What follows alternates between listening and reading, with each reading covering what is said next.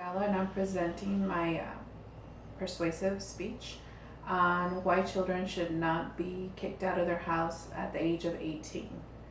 I know that sometimes we're so quick to try to get them to grow up, but in reality, what have we done to prepare them? We always make sure that we tell them what not to do, what not to say, what they should be eating, and sometimes we don't give them that much of a space to be able to make a decision for themselves.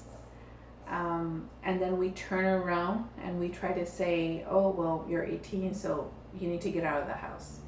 It's unrealistic for them because we haven't brought them up that way, and I think that we still need to give a little bit of time to be able to help them and guide them through everything. I know society says that you're 18 and you're an adult. 18 is just a number. It doesn't tell you the maturity level of the person.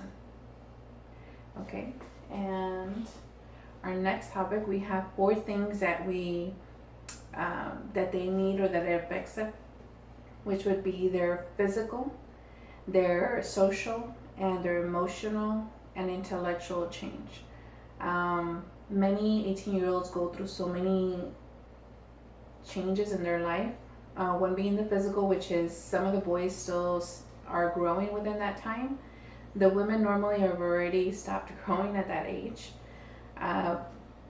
The social life is totally different. Once they're so used to having or their best friends or their company or their group, they have to move and they have to grow out of that group and build a new one. The next thing is your emotional stage. You can feel from feeling really great to feeling really down because you're not sure what things are happening. They're happening too fast. They're going through, I guess, job interviews. Others are moving to college. There's some that are just staying at home and trying to feel, what they want to do next. The next thing is our intellectual stage. This has to do with their confidence level. Their confidence level tends to fluctuate. When you're a senior, you already know everything that's going to come about.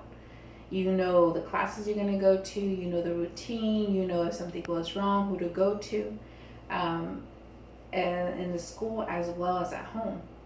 Once you change that, it just drops their confidence level and fear starts to creep in. And that's when, it really challenges their intellectual status.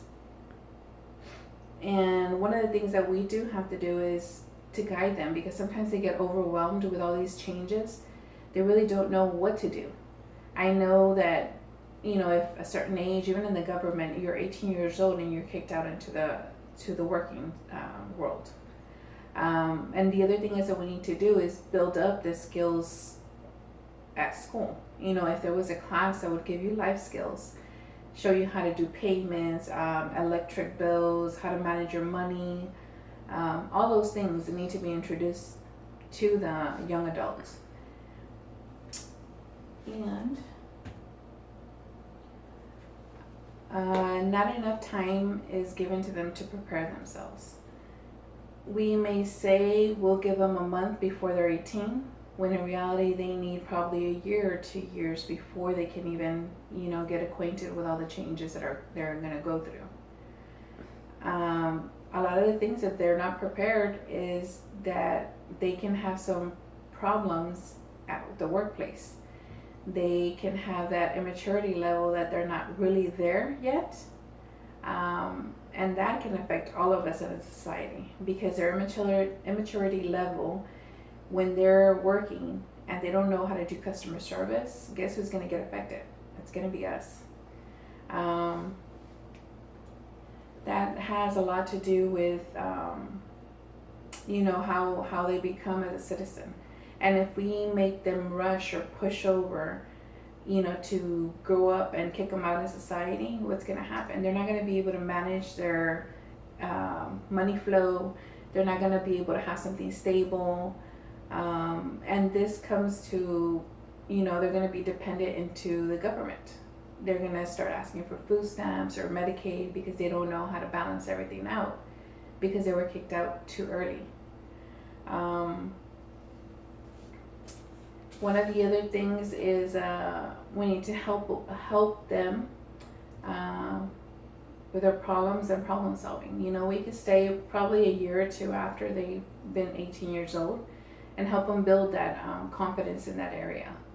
You know, we can teach them how to go to the bank by themselves, how to pay the bills, how to make their own appointments at doctors. All of this stuff can be done at home without rushing it. And once they feel confident, and once the parent sees that they're confident, then it's a good thing that we let them go out into society. You know, it's easier said than done to label somebody or to push them out so quickly. You know, I was a young mother, and it was really hard to be able to get those practices in, and I had to learn by mistakes. But I think if we help them go through those mistakes together and show them, okay, so what did you do wrong? How can we do it better? It's a whole lot better. Okay, so with our guidance and support, we're going to have them build a better, confident, more productive citizen. Thank you.